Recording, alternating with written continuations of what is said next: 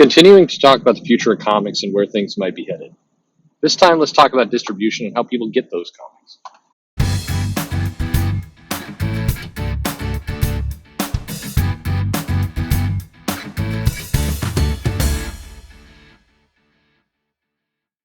Hey there, this is Perch. I just spoke a bit about these videos will kind of go together, by the way. So if you tuned in yesterday, we talked a little bit about comics and the future and making some predictions around how the kind of broad changes that are going to happen, and really kind of hooking off of this premise that every 15 to 20 years there's a shift in comics and a shift in kind of the culture and the DNA and kind of the creative energy and other things that gets done. So what we want to talk about today is kind of how comics are distributed, and talk a little bit about digital and some of these other ways that comics make it from the creator to the hands of the consumer. And I do think over the next 5 years, we're going to see a pretty dramatic change where digital is concerned. Now, a lot of the digital strategy thus far in the West has been, to some extent, a failure.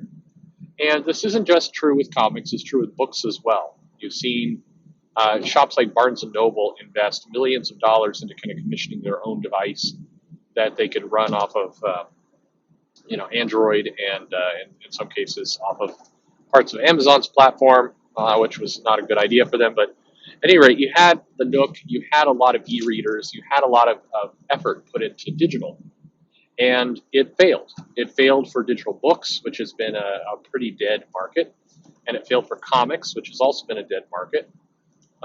There are certainly some digital efforts happening, but you compare it to other regions of the world where digital is a very healthy, growing part of the ecosystem, and it does not compare.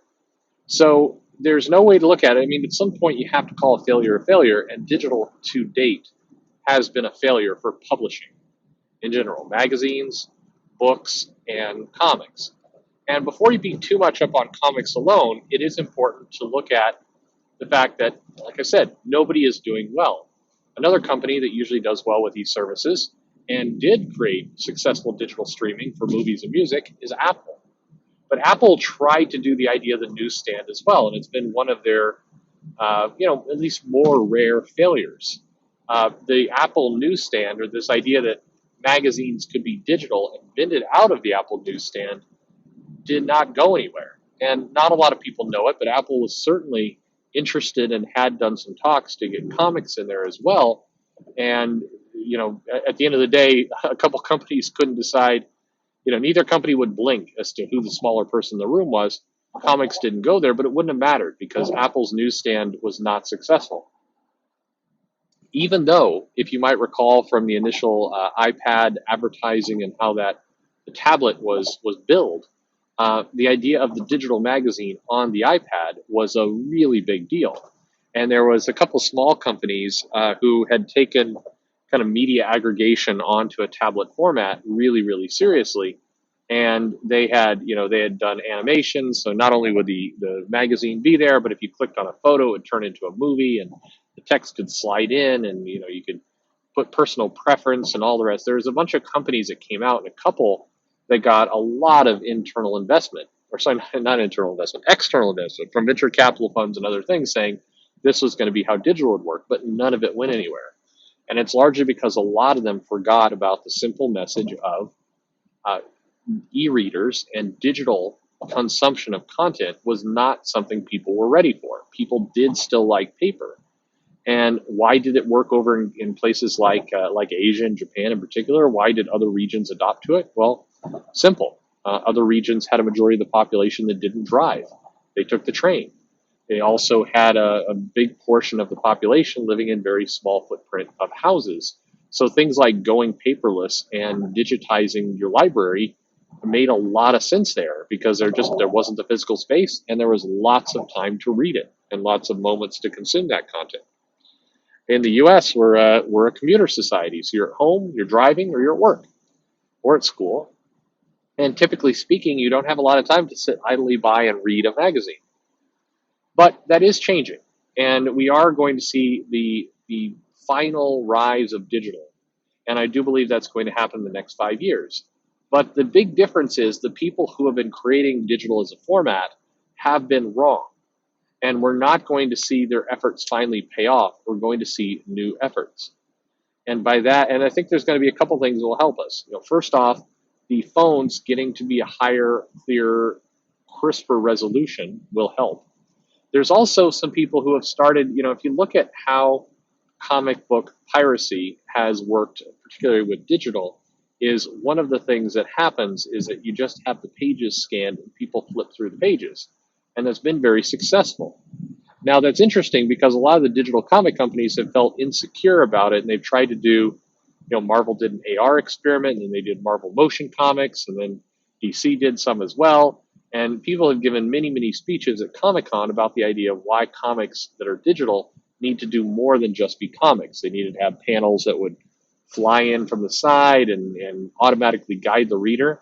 And all of this, really was indicative of people who are managing those efforts who didn't actually read comics. We're not true comic fans. You talk to any comic book fan looking at a comic book on a digital device, and they will tell you they just want to see the whole page. And they may want to zoom into part of the page to read it or check out some of the detail. But what they do not want is some kind of autoplay feature where the page is going to move around by itself to help guide you from panel to panel. The biggest irritation people have had with comics is the double page spread and how, now it's a different format on the screen, and how are you going to pinch zoom and move your way into it? Which is another reason why, hey, look, piracy is done real well. It's done real well because people are literally just scanning the pages as they are and letting you figure it out yourself. They're not trying to get you to read comics and do it in a different way. And that realization, combined with the idea that screen sizes are getting sharper, the resolution is higher, you can put more on the page and see it, phone footprint itself is getting a little bigger. So the reality is you could put a comic book on your phone and it's not a terrible experience. It's still small. You still don't necessarily want to read a comic book that way because it still is tiny compared to the physical copy. But if you take that combined with a really clean UI that lets you just flip from page to page and then zoom and move around the way you want to, and here's the key, you make delivery, distribution, and price much, much easier. So let's talk about each one. So first, delivery. Delivery has to be as simple as you go to a website, you click, you download, you look at a poster, you hit a QR code with your camera, you are on social media. I mean, frankly, the easiest one would be on social media, a creator or a publisher should be able to write a tweet saying, hey, I really am proud of this issue. I think it's really good. You should check it out. And there is a link. And if you click on the link, boom, the title just starts rendering in the page just like YouTube. You should be able to have one click from I'm interested in this to I'm starting to read it and consume it. Again, just like YouTube. Now, the trick in there is, well, then how do you monetize it? And the short answer is, well, good question. Comics are going to have to get cheaper because what I just told you breaks down if then there's a $5.99 purchase in the middle of it. So either you're going to be downloading it like an in-app purchase where you're going to be like hitting the button on the side of the phone twice to confirm the purchase, scanning your face and buying that comic. That's one way to do it. Again, like Comixology and like some of these other services. But the problem with Comixology and some of the big apps is that, and this sounds silly, but it is a deterrent. A reader shouldn't go from, I'm on Twitter and I see Marvel advertising the X-Men. I'm interested in the X-Men. I'd like to check that out. Okay, first thing I'm going to have to do is go to the App Store and I'm going to have to download Comixology. What does Comixology have to do with the X-Men? No idea. I put in X-Men and somehow I found the fifth search result was Comixology. So I sounded like something that wasn't a game. I downloaded it. I then put that on my phone. I launched it. I did another search for X-Men inside of Comixology. I have to make a Comixology account, so I do that. And then finally, once I've done the Comixology account, then I can find the purchase. I'm confused because it's the same price as what I would pay in the store. That seems a little wrong somehow because I'm not even owning a physical copy. How does that even work? If Comixology goes out of business, do I lose all my digital content? Does it just vanish? Because I've heard horror stories about that. What happens then? Okay, let's assume I'm good with all that. I'm going to make that purchase. I'm going to download the comic. Do I have network this entire time? I hope so. and now I can finally read it. That's too many steps. It sounds ridiculous. It's too many steps.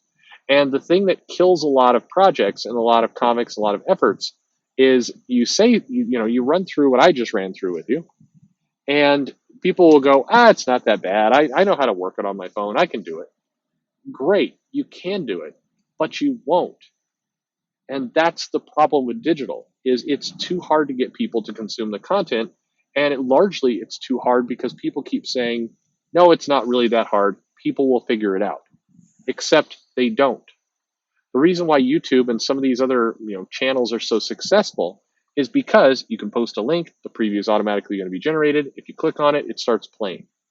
You can look at the metrics from when Facebook and some of these other sites had YouTube, that they would be in Facebook and they click on a video and it would launch a browser page and then YouTube would start playing there, versus just start playing the video from within their own app. Or like in Twitter's case, you click on the YouTube link, it opens up a web page and the video just starts auto playing directly off the link. The person doesn't have to do anything else, but it feels like you're still in Twitter because it's bringing that web page up inside of the Twitter interface.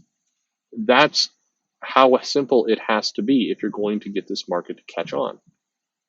So you're going to see people figure that out because, as I just explained it to you, if I had a little bit of money and a little bit of time and some relatively smart people, I could create this system for you in a matter of a couple months, because none of it is that hard. The reason why it's all the more infuriating is, in some kooky way, the pirates have figured out how to do this and can get content pushed out by simply scanning the page and then getting out of the way. It's not, none of this is rocket science. And the challenge is, as we kind of move along and people put these different efforts in place, they overcomplicate things and they stunt the life and the growth of this business. So there you go. So now we've got digital, and we're basically going to take things back to its core, let the comic be the comic, put it on digital, make it easy to click and distribute, make it easy to vend through social media or wherever. Take advantage of the fact that comic fans in the community likes to talk to each other. This is why I harp on so much about the community, because ultimately the community is going to be our distribution. It's not going to be folks like Diamond. It's going to be peer-to-peer. It's going to be that level of comics, making it from the hands of somebody to somebody else. I mean, right now, all the people making videos, all the people that some of the publishers absolutely hate, they are the storefront of the future. And I want you to stop and think about that for a moment. If you're Marvel or you're Disney or you're DC or you're Time Warner, the person that you need to be kissing the butt of right now are the YouTubers and the people making these reviews and spending their time talking about comics. Because very, very shortly, it's going to be those people who are going to be providing a link to your comic, and that's how it's going to get consumed and sold. At some point, Richard C. Meyer, is it C. Meyer? I don't know. People always refer to him that way. Whenever somebody puts the initial in the middle, it always feels like a school teacher kind of nonsense. But people are going to be going to one of his videos where he's ripping on Squirrel Girl, and there, via automatic algorithm through YouTube, is going to be a little banner saying, buy Squirrel Girl now, click on it, and people are going to do it. More people are, that audience, that group there is bigger than what Diamond can do in the old-fashioned way. It's bigger than what comic shops can do because it's global, it's quick, it's organic, and it's got a built-in audience. Unfortunately, that is the future of how things are going to be distributed. I say unfortunately because, unfortunately for you, comic publishers who at times want to go to war with your community, you can do that. That community is what's going to sell your comics. Not just read them, sell them. That's really critical to understand. But more changes are coming. Let me know what you think so far. Leave me a comment below, like, subscribe, hit the bell for notification. We're just getting started. There's a lot that's going to happen here in the next 5 years. Thanks for listening so far.